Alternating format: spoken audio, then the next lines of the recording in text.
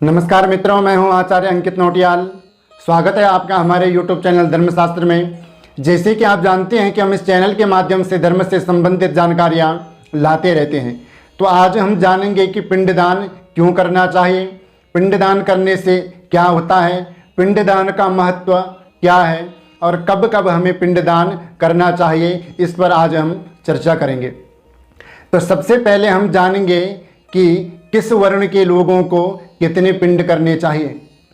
तो शास्त्रों में कहा गया है, ब्राह्मण के लिए 10 पिंड बताए गए हैं, क्षत्रिय के लिए 12 पिंड, वैश्य के लिए 15 पिंड और शूद्र के लिए 30 पिंड करने का नियम बताया गया है शास्त्रों में।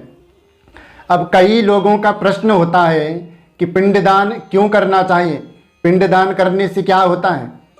तो गरुड़ पुराण के प्रथम अध्याय के 45वें श्लोक में बहुत सुंदर बात कही गई है। किसके लिए? जो अपने पितरों के निमित्त पिंडदान नहीं करता है। तो कहा गया है, भवन्ति प्रेत रूपास्ते पिंडदान विवर्जिताः आकल्पम निर्जनारण्ये भ्रमन्ति बहु दुःखिताः। जो अपने पितरों के निमित्त पिंडदान नहीं करता है, उसके पितृ निर्जन वन में दुख भोगते हैं, भ्रमण करते हुए दुख ही दुख उनको प्राप्त होता है।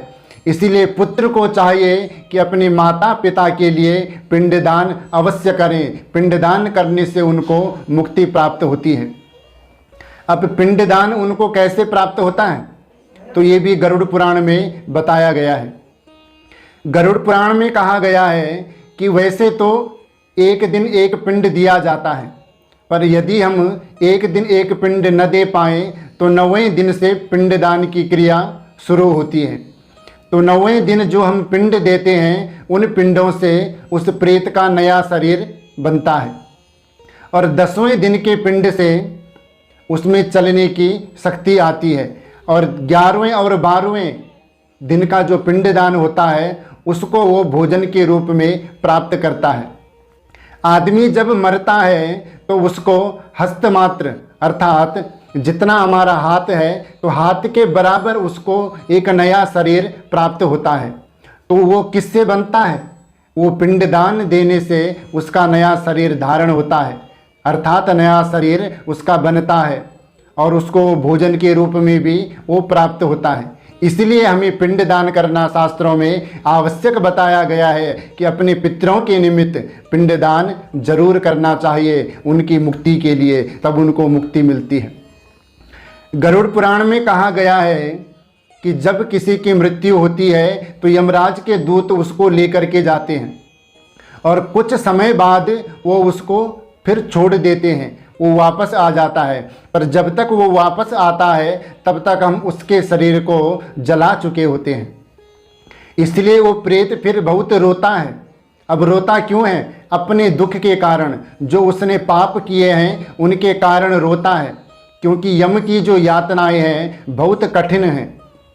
जो जितने पाप करता है उसको उतने दंड वहाँ मिलते हैं।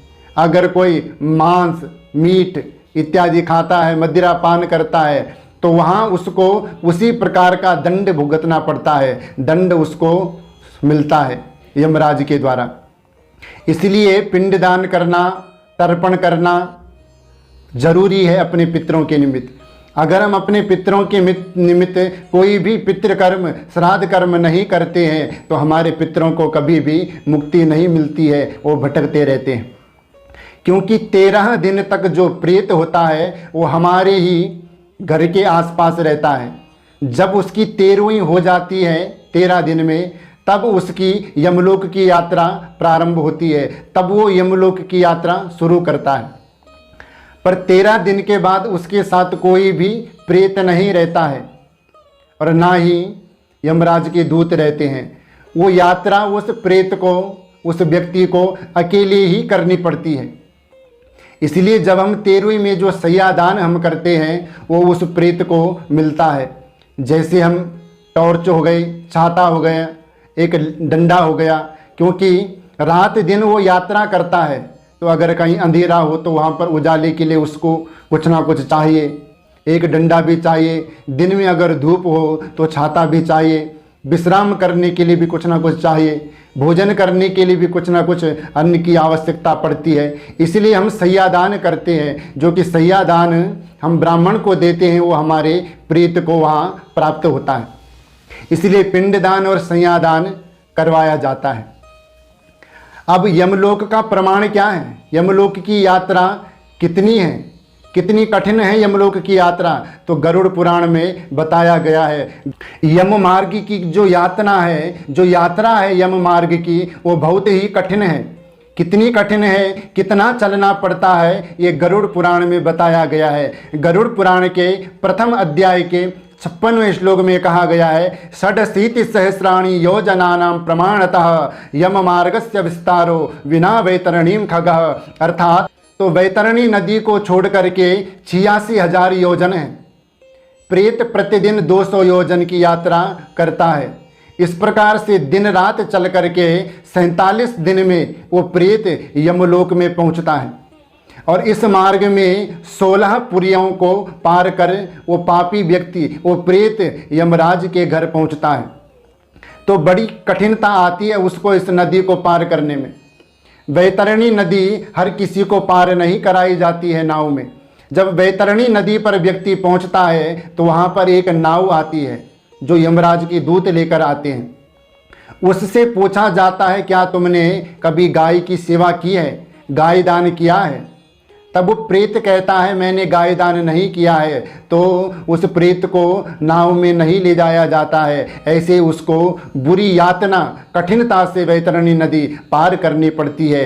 इसलिए अपने पितरों के उद्धार के लिए तर्पण और पिंडदान जरूर करना चाहिए। तो आज के लिए इतना ही। मुझे विश्वास है कि हमारे द्वारा दी गई जानकारी आपको ज़रूर पसंद आई होगी। हमारे द्वारा दी गई जानकारी आपको पसंद आए तो हमारे चैनल को सब्सक्राइब करें, लाइक करें, शेयर करें। तब तक के लिए जय जय श्री राधे।